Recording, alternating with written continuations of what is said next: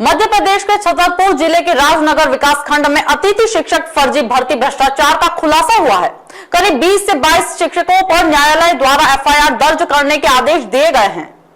मध्य प्रदेश के छतरपुर जिले के राजनगर विकास खंड के अंतर्गत आने वाले ग्राम कर्री संकुल के अंतर्गत बड़ा अतिथि शिक्षक फर्जी भर्ती करने का मामला सामने आया है, जिसमें कई फर्जी अतिथि शिक्षकों को भर्ती करके पैसे का गमन करके भ्रष्टाचार को अंजाम दिया गया था, जिसमें करीब 20 से 22 शिक्षकों पर राजनगर न्यायालय द्वारा एफआईआर दर्ज करने के आदेश थाना प्रभारी राजनगर को दिए हैं।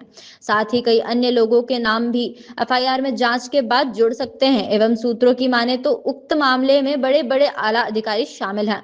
जानकारी के मुताबिक यह खुलासा किसी शिकायतकर्ता रविंद्र मिश्रा के द्वारा यह भ्रष्टाचार का खुलासा किया गया है, जिसमें माननीय न्यायालय के द्वारा मामले की जांच करने के उपरांत धोखाधड़ी करने जैसे गंभीर धाराओं के अंतर्गत एफआईआर दर्ज कराने को राजगढ़ थाना प्रभारी को आदेश दिए गए हैं।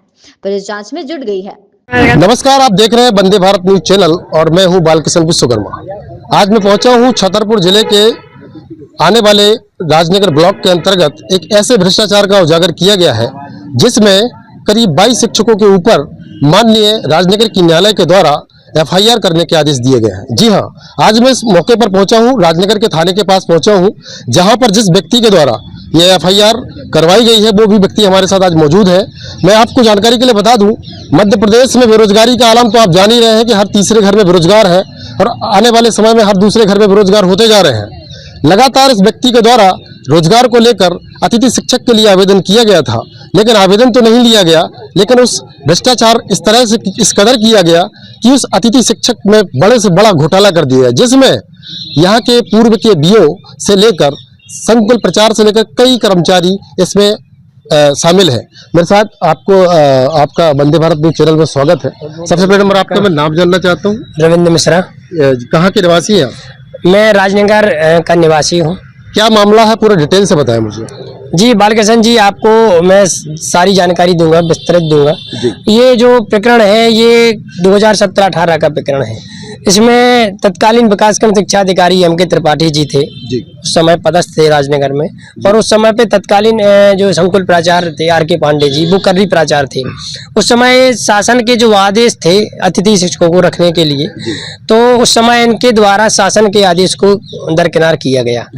किसी अतिथि शिक्षक, मतलब आपको जानकारी ही नहीं दी गई कि भर्ती होना है कि भर्ती खाली है, क्या कैसी कहानी है? थोड़ी नहीं, जानकारी उनके द्वारा नहीं दी गई थी। सार्वजनिक तौर पर प्रदेश स्तर पर आदेश आते हैं, तो हम लोगों को जैसे ही आदेश मिला तो मैं आवेदन लेने संकुल के स्कूल बाई स्कूल गया, तो मेरा आवेदन वहाँ किसी ने नहीं लिया। संकुल प्रभारी प्राचार्य जो वहाँ के थे, संकुल प्राचार्य के द्वारा बोला गया कि मुझे अभी आपकी आवश्यकता नहीं है, मैं आपको नहीं रखूंगा। तो मैंने कहा चलो ठीक है, आपको आवश्यकता नहीं है, लेकिन शैक्षणिक व्यवस्था तो चरमरा रही है शासन की। तो मैंने वरिष्ठ अधिकारियों के यहाँ जो बीओ है उनके यहाँ आवेदन दिया कि यहाँ भर्ती कराई जाए। तो उनके द्वारा ये कहा गया था कि उनको जरूरत नहीं है तो नहीं रखना है, तुम क्यों परेशान हो रहे हो। तो मैंने कहा चलो ठीक है, मैं वरिष्ठ अधिकारी डीओ साहब के यहाँ गया, मैंने जेडी सागर को वहाँ उस समय पे आवेदन दिया, लेकिन किसी अधिकारी के द्वारा मेरी एक भी न सुनी गई।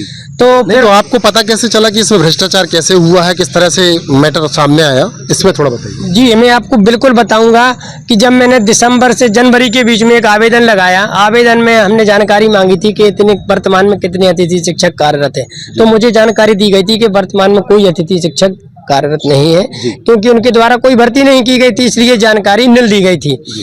लेकिन जब मैंने देखा कि मई और जून में कई अतिथि शिक्षकों के नाम फर्जी डालकर वेतन का भुगतान किया, मैंने ऑनलाइन उनके वेतन निकलवाए, बिल निकलवाए। बिल के बाद जब मैंने आवेदन दिया तो इनने उस सारी भर्ती प्रक्रिया को, फर्जी भर्ती प्रक्रिया को सही साबित करने के लिए सभी शिक्षकों को बुलाकर फर्जी दस्तावेज तैयार किए। तो ये जो फर्जी दस्तावेज तैयार किए गए थे तो किसके दिशा निर्देश पर किए गए थे? ये जो अपने वहाँ के संकुल प्राचार्य हैं उनके दिशा निर्देश पर होंगे जी, क्योंकि मुझे तो जानकारी नहीं है किसके दिशा निर्देशों पर है, लेकिन वहाँ जो पदस्थ है अधिकारी हैं, अधिकारियों की बात कर्मचारी मानते हैं। अब कर्मचारी इतने दहशत में हैं। क्या तो आपने शिक्षा विभाग में आवेदन दिए होंगे, किस तरह का भ्रष्टाचार किया गया है, तो आपको शिक्षा विभाग के वरिष्ठ अधिकारियों के द्वारा क्या आश्वासन दिया गया? मुझे कोई आश्वासन नहीं दिया गया। ये आश्वासन जरूर दिया गया कि कार्रवाई हो गई है, अब कुछ नहीं होना है, क्यों परेशान हो, किसी के द्वारा कोई नहीं कहा गया। जबकि मैंने CML प्लान की तो कई शिकायतों को तो मेरा स्पेशल तौर पर शिकायतों को बंद कर दिया गया जिला शिक्षा। फिर इसके बाद आप जैसे ही आपको जब वहाँ से शिक्षा विभाग से न्याय नहीं मिला, उसके बाद फिर आपने संबंधित थानों को भी आवेदन दिया था, हाँ बिल्कुल, मैं जब मुझे वहाँ न्याय नहीं मिला तो मैंने एक आवेदन अपने राजनगर थाना प्रभारी को दिया था, तत्कालीन थाना प्रभारी को, कि इन पर मामला पंजीबद्ध किया जाए। तो थाने से आपको क्या आश्वासन? थाने से मुझे कोई आश्वासन नहीं दिया गया था। जी। हाँ, थाने जो तत्कालीन थाना प्रभारी थे उनके द्वारा नोटिस की कार्रवाई कर सबके बयान दर्ज कराए गए थे। जब मुझे यहाँ से कोई कार्रवाई नहीं होती दिखी तो मैंने माननीय एसपी महोदय के यहाँ दिया आवेदन, तो वहाँ से कोई कार्रवाई नहीं हुई, तो मैं सारे आवेदनों को लेकर मैं माननीय न्यायालय के यहाँ मैंने परिवार पेश किया। आज न्यायालय ने आपको जो है राजनगर थाने को आदेशित किया है कि 22 शिक्षकों पर मतलब एफआईआर दर्ज की जाए, तो आज आप कहाँ पर आए? आज जैसे ही माननीय न्यायालय ने आदेश किया है थाना प्रभारी को कि सभी दोषी आरोपी जो हैं उन पर प्रथम सूचना रिपोर्ट पंजीबद्ध कर मुझे सूचित किया जाए न्यायालय को। उसमें सभी धाराएं भी अंकित हैं, 420, 467, 468, 409 सहित कई ऐसी धाराएं हैं और जो नामजद हैं। अब उसमें एक ताज्जुब की बात यह है कि मात्र अभी 20 से 22 लोगों के ही नाम हैं। मैं जानकारी के लिए आपको बता दूं कि कितना बड़ा घोटाला ये जो है राजनगर विकास खंड के खजुराहो सांसद बीडी शर्मा के संसदीय क्षेत्र में किया गया है, जिसमें करीब 22 शिक्षकों के वेतन की वसूली भी की गई है। आवेदक के द्वारा लगातार शिक्षा विभाग से लेकर पुलिस विभाग को लगातार आवेदन देता रहा, लेकिन किसी ने भी इनकी नहीं सुनी, न इनको कहीं न्याय मिल पाया। जब अनावेदक परेशान होकर जब न्यायालय की शरण लेता है तो न्यायालय के द्वारा जो है 22 शिक्षकों पर एफआईआर दर्ज करने के आदेश दिए जाते हैं। तो आप न्यायालय को धन्यवाद देना चाहेंगे? बिल्कुल, मैं माननीय न्यायालय का बहुत बहुत धन्यवाद देना चाहूँगा कि उनने जो इस गंभीर प्रकरण को सुना और जाँच के निर्देश दिए। जिस तरह से भ्रष्टाचार किया जा रहा है सिस्टम के खिलाफ, अभी आपको बता दें कि यहाँ की जो शिक्षा व्यवस्था है वो पूर्ण तरीके से चरमरा गई है। आपको बता दें, अगर वरिष्ठ अधिकारी यहाँ पर अच्छे से जांच करते हैं तो ये राजनगर विकास खंड के ऐसे कई संकुल हैं जहाँ पर सिर्फ कहीं कोई प्रिंसिपल अपनी पत्नी को रखे हैं, कहीं कोई शाला प्रभारी अपने बच्चों को रखे हैं, तो कहीं किसी को रखे हैं। जबकि आपको देखा जाए जो ये योग्य शिक्षक हैं, अतिथि शिक्षक हैं, उनको रोजगार नहीं मिल पा रहा है।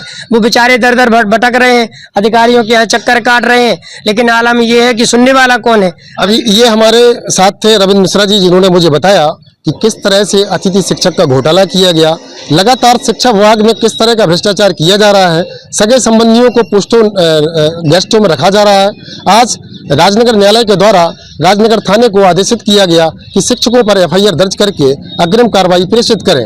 आगे का अपडेट भी हम इस खबर में आपको बताते रहेंगे। जुड़े रहे आप वंदे भारत न्यूज के साथ। नमस्कार।